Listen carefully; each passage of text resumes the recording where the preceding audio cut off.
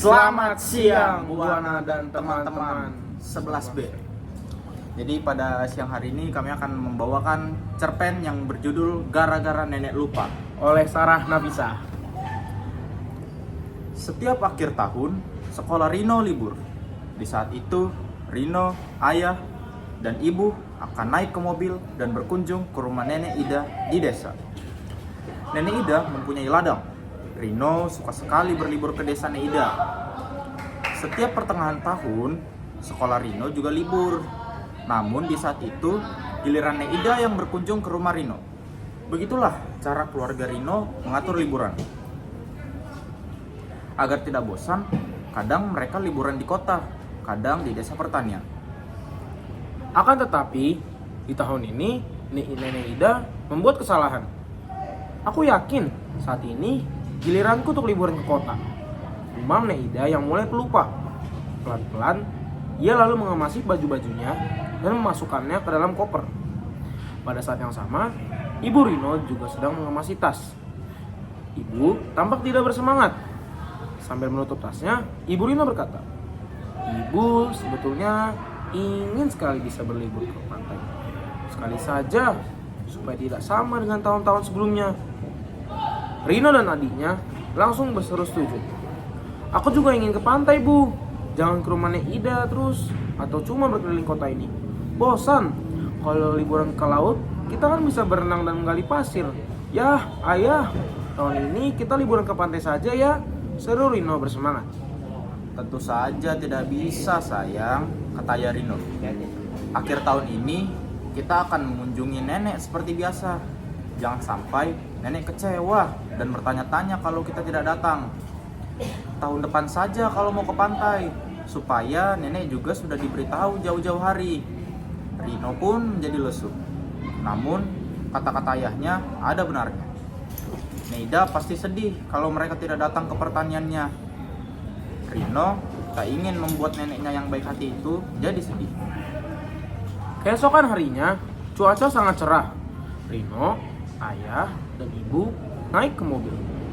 Tak lama kemudian, mereka sudah ada dalam perjalanan menuju peternakan Nek Ida. Di sepanjang jalan yang agak macet dan panas, Rino masih berharap andai mereka bisa berlibur ke pantai. Karena ayah Rino mulai kehausan, ia menepikan mobil di dekat kafe pinggir jalan. Mereka bertiga turun dari mobil. Tiba-tiba, wajah ibu Rino tampak kaget, gembira, dan dengan bersemangat menunjuk ke parkiran.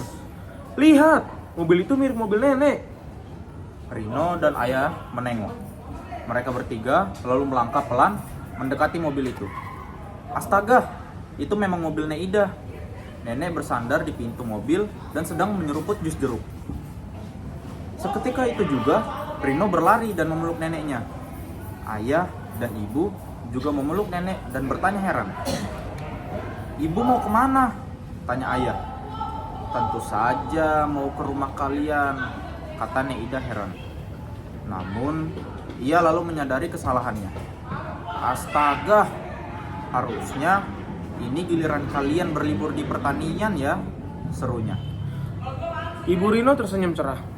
"Tidak apa, Bu. Sekarang kita buat rencana baru saja. Bagaimana kalau tahun ini kita bikin perubahan? Ibu mau kalau kita berlibur ke pantai?" tanya Ibu Rino penuh harap. Wah, tak disangka wajah Nek Ida berubah sangat ceria. "Tentu saja nenek mau.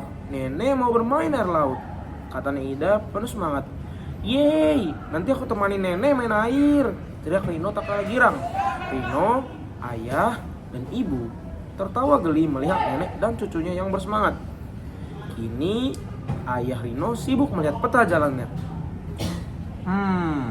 Sekarang ini kita hanya berjarak 9 mil dari pantai. Jadi, ayo kita ke sana sekarang, ajak ayah Rino. Di mobil, Neida tertawa dan berkata, "Liburan kita mungkin sudah mulai membosankan dan tercampur aduk.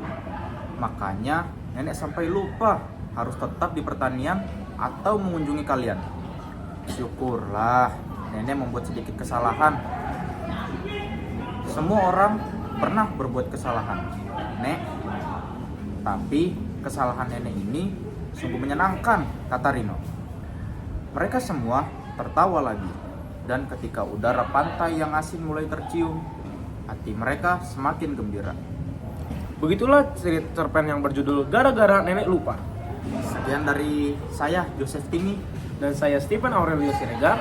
mengucapkan terima kasih. Sampai jumpa.